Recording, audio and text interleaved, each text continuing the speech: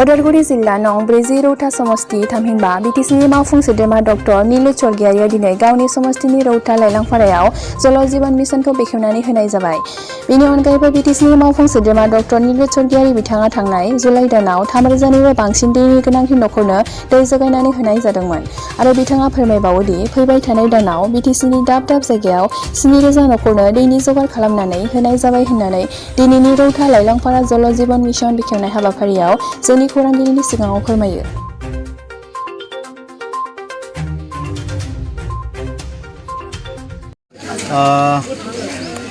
दिनैनि नैबे बुब्लियाव आं गोजोननाय मोनदों। आंनि डिपार्टमेन्टनि PHC डिपार्टमेन्टनि जेसांखिनि जोंनि जल जीवन मिशननि खामानिफोर दङ बे खामानिखौ जोङो मोनफ्रोमबो दाननि जोबथा खालाराव जोङो बेबायदि बेखेवनाय हाबाफारि लाबोबाय थादों।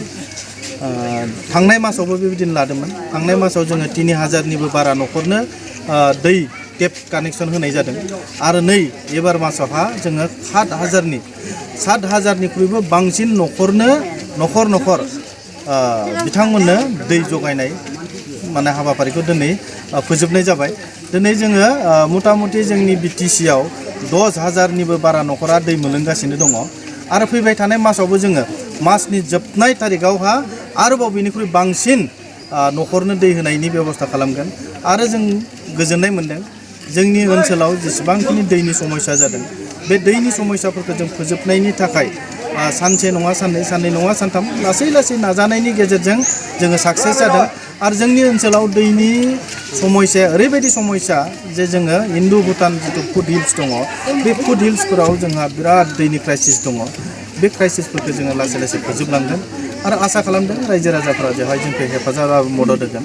दिनै प्राइम मिनिस्टार नरेन्द्र मदिनि बे मोनसे सिमां जे जल जीवन मिशना आरो बे प्राइम मिनिस्टार नरेन्द्र मदिनि सिमांजोंनो नैबे जोंनि आसामनि सिङाव बिटिआरावबो जोङो जोंनि ओनसोलखौ मोनसे गोग्गो दै लोंहोनानै बिजानु मुक्त मोनसे दै आरो जाय दैखौ लोङोब्ला जोङो बेमार आजारनिफ्राय बारग'नो हायो। बेमार आजारनिफ्राय बारग'नाय माने जोंनि थाखा फैसा बासायनाय जों बेखौ बुजियो। बेखायनो जोङो आसा खालामदों फैबाय थानाय समाव जोंनि ओनसोलाव गोग्गो दै लोंहोनायनि मोनसे थांखिया जाफुंसार महर मोनगोन आं बेखौनो मिजिंथिदों। बे दैया ओरैबायदि गोग्गो दै जोङो जेनेरेलि नखरफोराव जुदि जों बरिं खालामोब्ला टिउबवेल बसायोब्ला 30 फुट 40 फुट बसायनानै दै लोङो खिन्थु नैबे दैया ओरैबायदि गोग्गो दै जेराव जोङो 250 फुटहालागै दै माने हा सिंनिफ्राय दै लाबोनाय जाय दैया ओरैबायदि बिजानु मुक्त बाहाय खुनु बिजानु गैया। दा बेखायनो बिनि बादैबो जोङो दैखौ लाबोनानै गोजौआव फिल्टार खालामो। फिल्टार खालामखांनायनि उनाव बेखौ ब्लिचिं पाउडारजों ट्रिटमेन्ट खालामो जेराव जोङो बिजानु मोनसेबो थानो हानाय नङा। जाय दैखौ लोङोब्ला जोङो उदैनि बेमारनिफ्राय बारग'नो हायो। दा बेखायनो रायजो राजाफोरखौ जों खावलायदों जाहाथे नैफोरबायदि स्किमनि दैखौ लोंथों। न'आव थानाय जाय टिउबवेलनि दै बेफोरखौ जाहाथे दुगैनाय जि सुनायाव व्यवहार खालामथों। नैफोरबायदि स्किमनि दैखौ जाहाथे रायजो राजाफ्रा लोंनानै बेमारनिफ्राय बारग'नो हायो जों बेखौ रायजो राजाफोरखौ खावलायबाय थादों।